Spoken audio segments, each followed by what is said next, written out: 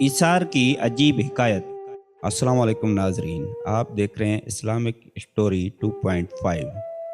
हज़रत सैयदना अबू मोहम्मद अज़दी रहमतुल्लाह ताला अलैह का बयान है कि मरवा में एक मस्जिद जल गई तो मुसलमानों ने ये गुमान किया कि उसे ईसाइयों ने जलाया है और उसके रद्द अमल में उन्होंने ईसाइयों के कई गिरजाघर जला दिए।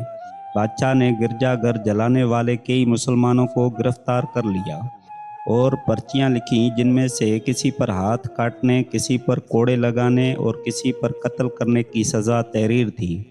फिर ये पर्चियां उन कैदियों पर बिखेर दीं। जिस शख्स पर जो पर्ची गिरी उसके साथ वही सलूक किया गया। एक शख्स के हाथ में वो पर्ची आई जिसमें कत्ल लिखा हुआ था। उस शख्स ने कहा, अल्लाह अज़्ज़ वजल की कसम, अगर मेरी माँ न होती तो मुझे अपने कत्ल की कोई परवाह न होती।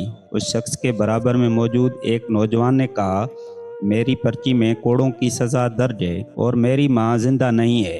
तुम मेरी पर्ची ले लो और अपनी पर्ची मुझे दे दो। चुनाचे उसने ऐसा ही किया। इसी तरह वो नौजवान कत्ल कर दिया गया और उस शख्स की जान बच गई। अगर आपको हमारी वीडियो पसंद आई हो तो लाइक सब्सक्राइब ज़रूर करें, अपने दोस्तों और अहबाबों को ज़रूर शेयर करें। शुक्रिया। अल्लाह हाफिज़।